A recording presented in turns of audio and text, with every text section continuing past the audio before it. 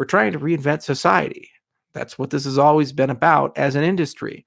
We're trying to redefine people's relationship with property rights, their privacy, their identity, their wealth. And we're trying to build global markets that are fair for the least amongst us as much as they are for the best amongst us. We're trying to automate things like regulation. We're trying to automate the collection of metadata and other things while preserving principles. We're trying to say that perhaps it's good to have protocols that truth is irreversible, that rules and terms and conditions, once they've been set, they stay set and they don't change based upon political realities or the whims or wills of a particular leader. These are things that are worth fighting for. These are things worth investing in. These are things worth building upon, because we are all here to try to build a better world. And we collaborate where and when we can with our competitors and our friends alike.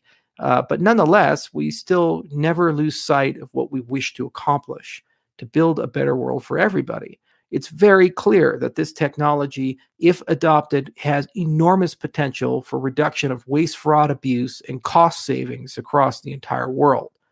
But that's not the point.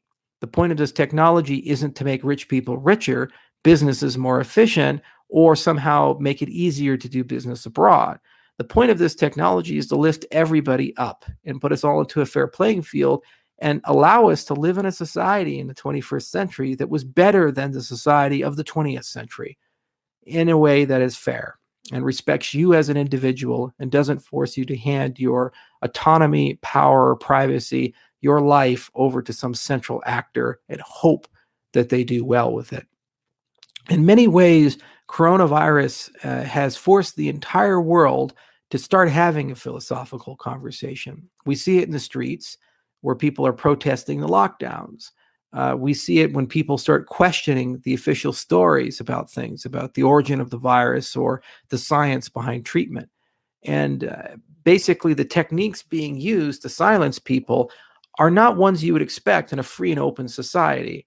You don't expect in a society where we have nothing to fear with a difference of opinion, and we simply can debate with somebody, for people to threaten to pull medical licenses, or for videos like on YouTube to be censored and taken down because they contradict with some body like the World Health Organization. So the whole world is starting to realize that there are very real stakes that have nothing to do with coronavirus, but have everything to do with how they live moving into the 21st century. All this technology we've constructed, while it provides wonder and magic for each and every one of us, also has the potential to install a dystopia that even George Orwell would not be able to predict. Everything you say, think, and do can be traced and tracked. Social credit means that scores and numbers can be stamped on your head, where those numbers, the people who created them, don't even know where they came from, because ultimately they're derived from machine learning models and other things. So it's difficult to know why you're 600 versus 500, but yet society on autopilot will just accept that number and treat you accordingly for positive or negative results.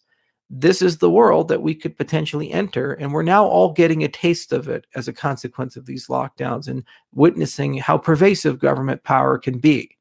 The point of our entire industry is to provide alternatives where and when it's sensible, where we can get the benefit, where we can make sure we can stave off war, famine, and disease, where we can deal with these existential problems, whether they be nuclear weapons or AI or unrestrained research into biowarfare, what have you, any of these existential risks that require global governance to resolve. We can deal with these things without elevating one nation state above the other or one set of laws above the other. And so the entire point of our movement is to have that conversation with the world and to let the world know that there are alternatives that do require the methods of the 20th century, and to say we can move beyond all of this is to keep that philosophy strong and to broaden the tent. And we'll find that we can find so many allies if we do that, who've been fighting literally lifetimes for these things, many of which who won't see it all the way through because they are a bit too old, a bit too worn out, but are willing to still carry that baton and to still fight for us.